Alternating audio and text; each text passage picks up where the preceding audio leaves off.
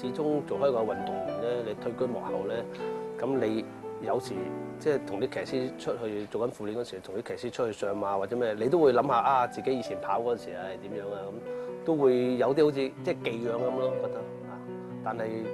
覺得一季到適應咗就 OK 啦。咁我覺得以前做騎師以前騎師多過而家好多啊，咁機會梗係唔夠而家啲見習生咁好啦，但係咧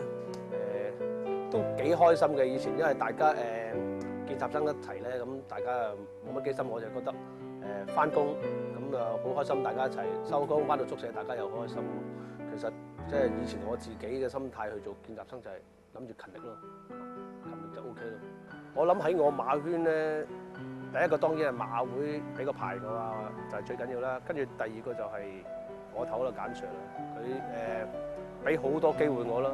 即係 even 我係跟佢做副練，佢俾好多機會我去學嘢啊，俾好多食。以前我有一段時間做緊騎師嗰時咧，係好低沉，冇乜馬跑。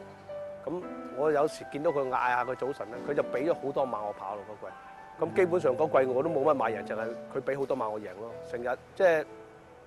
佢又唔使我操好多馬，騎個零鐘頭，佢就有時一日俾4場5場馬我跑。咁有好多時都幫佢贏到馬咯，真係恩師啦！喺呢個馬圈，我諗真係，如果我有咁嘅成就係真係全靠都係佢咯。除咗簡 Sir，羅國洲都喺馬圈就都對我係好重要咯。即係我由入呢個圈開始，佢做我導師，就教我騎馬，教多好多嘢。咁直至到我哋分馬房，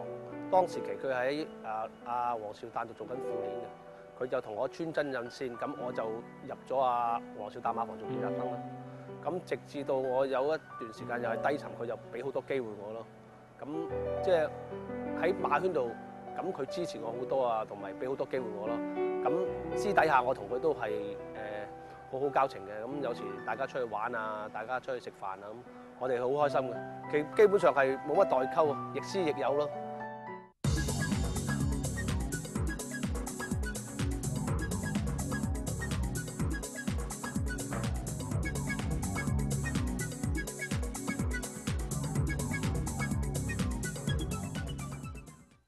開閘嘅時候幸運飛馬例牌慢啲㗎啦，而家搶咗喺前邊㗎啦，見到就係有呢隻康樂智寶，跟住就係威景啊，然後就係呢個高利巴，呢個外檔亦都有旭日初升啊，正嘢啊，跟住呢就係大外檔嘅無敵旗啊，周年旺相啊，成排馬串彎㗎，跟住呢就係第二貼嘅馬有名利雙收啦，然後岳字啊，百發龍啊，幸運飛馬彩龍喺個尾度㗎，轉馬房翻中間嘅時候，康樂智寶搶出嚟佔先有半個馬位㗎，守住第二位就係旭日初升，跟住有威景，然後就係高利巴，最後多少周年旺相啦，然後先至係無敵旗啊，呢個貝加王子啊，跟住係凍冰冰啊，正嘢啦，然後就係岳字啊，名利雙收，百發龍啊，巴尾就幸運飛馬同埋彩龍咁樣㗎。去到對面直路中間咁滯啦，見到呢隻康樂智寶且放且留咁啊，佔一個馬位㗎。旭日初升仍然係緊守第二位，跟住喺第三位呢就有內欄嘅呢隻威景，跟住外檔亦都有周年旺相。最後多少第五位貝加王子，然後就高利巴，跟住先至有無敵旗啊，正嘢啊，跟住就係岳字啊，然後至係凍冰冰褪緊，跟住都係呢個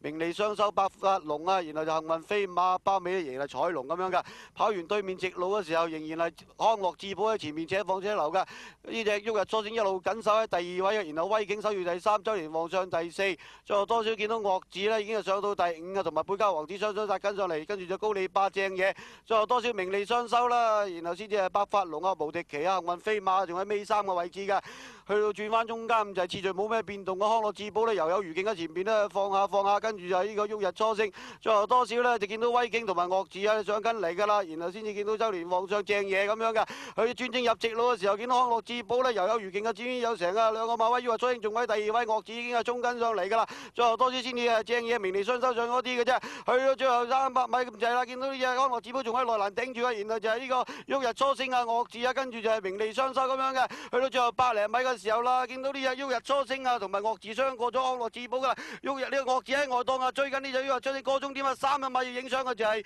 旭日初升啊，岳志同埋康樂智寶300米影相，爭第1、2、3。旭日初升呢一匹馬咧，係啊羅州去叫個馬主即係引薦我俾個馬主咁俾我出賽呢隻馬，因為佢係一隻帶有我諗係好大爛性嘅馬啦，因為佢係一隻速度又冇乜嘅馬，咁啊好均速，同埋要你一路係要逼佢嘅，你逼少一步佢都停嘅馬啦。咁其實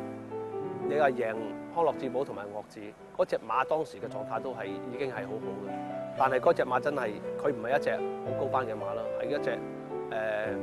即係低用劣啲低質啲嘅馬啦。但係佢又識贏，但係你要即係唔好跑錯咯，同埋你係騎少一步都會停嘅馬啦。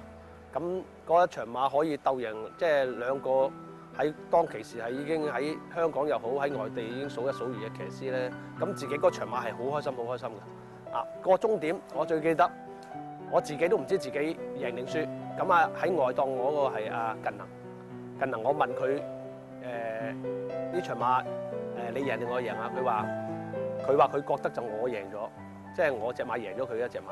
咁我事後翻嚟睇，其實嗰張相係好 close。咁嗰啲騎師嗰啲級數係咪係好好騎師咯？即係咁短兵相接，佢都可以知道係你贏咗佢嘅。佢啲經驗係好嘅咯，即係當時期你可以贏到兩個咁好經驗嘅騎師係好開心嘅事啊！